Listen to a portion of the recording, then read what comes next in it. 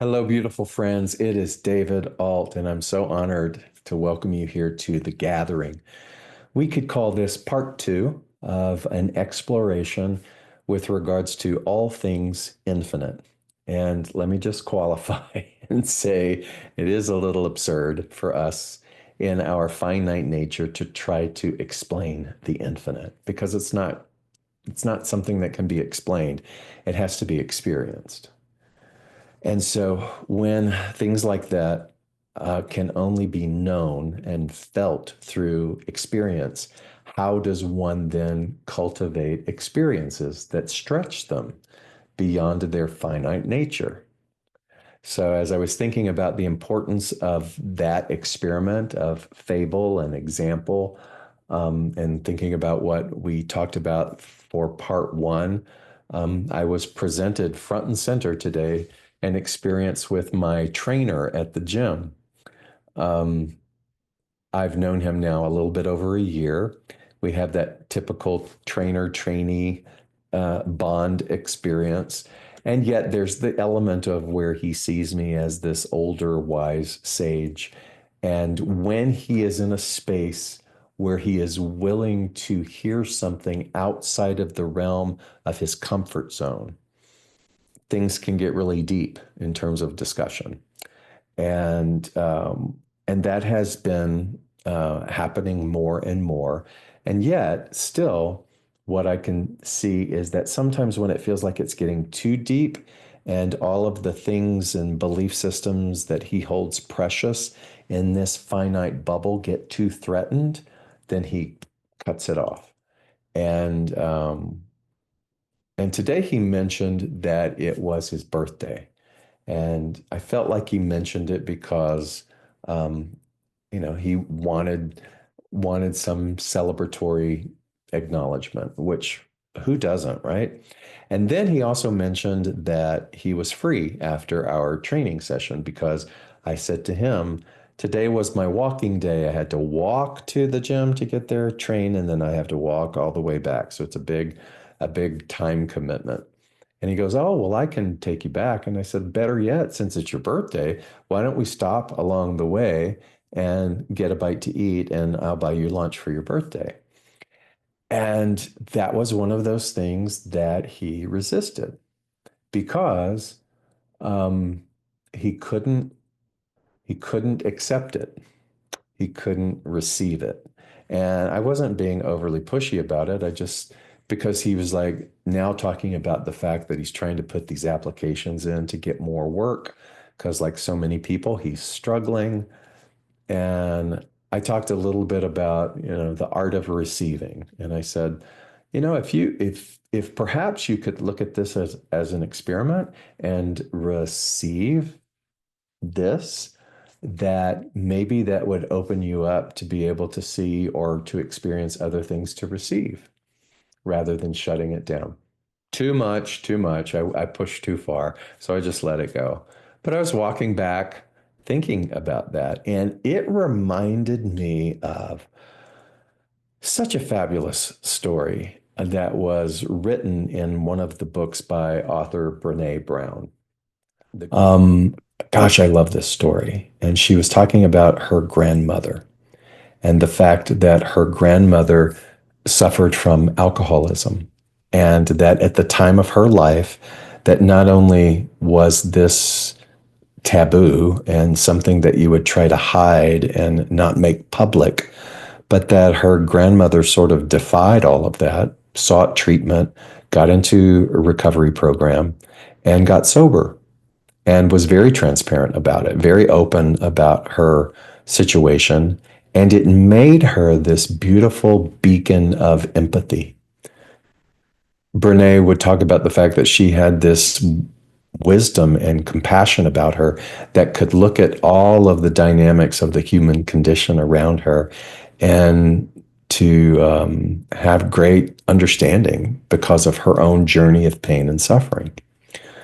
She said that her grandmother lived on a cul-de-sac and that her house butted up against a railroad track. And then back in those days when the railroad was really, really a main source of transportation and hauling, that the culture of the hobo, if you know what a hobo is, was very, very active. A hobo is usually it was a label given to men who would hop on trains, and they had this transient life. And sometimes when they needed to earn a buck, they would hop off of the train and they would try to find work, and then they would hop on the train again.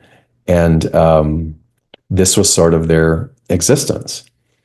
And because her grandmother was this deeply compassionate being, um, she understood, and I don't know how this came to be, but she knew that there was a symbology, a language that was understood within the community of the hobo. And it was to paint something on the curb. And if you painted this particular symbol on your curb in front of your house, it let the hobos know that you were safe, that you were caring, and that they could come to you for something. And so the term for that was easy mark. So what she painted on the curb in front of her house was indicative of this term called easy mark. And then what her grandmother would do is she would always overcook. She would make more than enough for her family. And then she went out and she bought extra plates and cups and utensils, and she would keep these on the front porch. And then she would take all of the extra food and she would put it on the front porch for the hobos. And so when the hobos would hop off the train and they would see that, they knew that it was safe for them to come to her front porch and eat. And I just loved that story. She would describe little idiosyncrasies or behaviors about her grandmother, like the fact that she had no problem with saying yes if somebody offered her something. If somebody offered her a whole pie, she would say, yes, I'll take the whole pie. She wouldn't counter it by saying, oh, I'll just take a piece. Anything that anybody wanted to give her, she overwhelmingly would say yes to it, and she would receive it.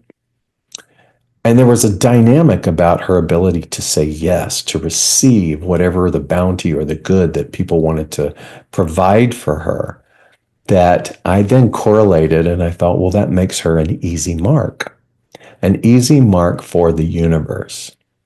And when we're talking about things, all things infinite, I remember thinking when I first read that I too would like to be an easy mark for the universe, to downpour, download, send all things infinite, more and more things infinite, expansive in my thinking, in my wisdom, in my ability to recognize and receive and to remember who I am, that I wanted to do everything within my power to cultivate a willingness to be an easy mark.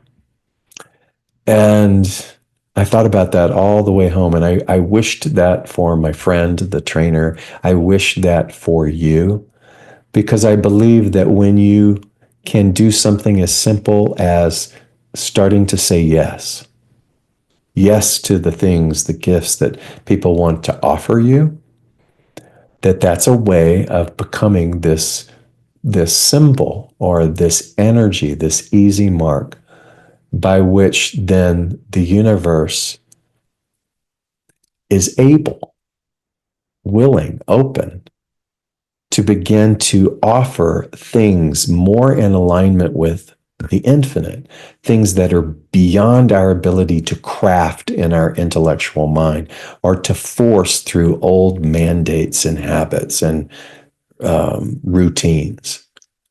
To just begin to say yes, even with the smallest beginnings when people offer you something. Practice saying yes, practice saying yes, practice saying yes. And that is a way by which we become an easy mark. That is a way by which, instead of continuing to try to explain and define what the infinite is, we are starting to feel it. Because suddenly, let's say a whole year goes by and that whole year has been your year of yes. I can guarantee you by the end of that year, you would be different. I know that I have been different when I have remembered to apply this practice, when I have caught myself trying to deflect or defend because an old thought pattern of don't want to be a bother, but instead going, yeah, sure, that sounds great. And allowing it in makes me an easy mark. And those are the years when I reflect back on them, I can see the infinite delighting through me, in me, as me, in stretching my capabilities and my dreams and my intentions far beyond anything that I could have manufactured.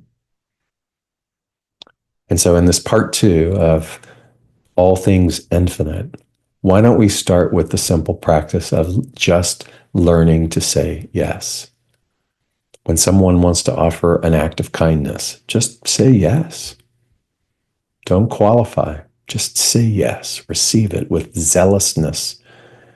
And perhaps, too, you and I can become more and more the beautiful, easy marks to be recognized by an abundant universe.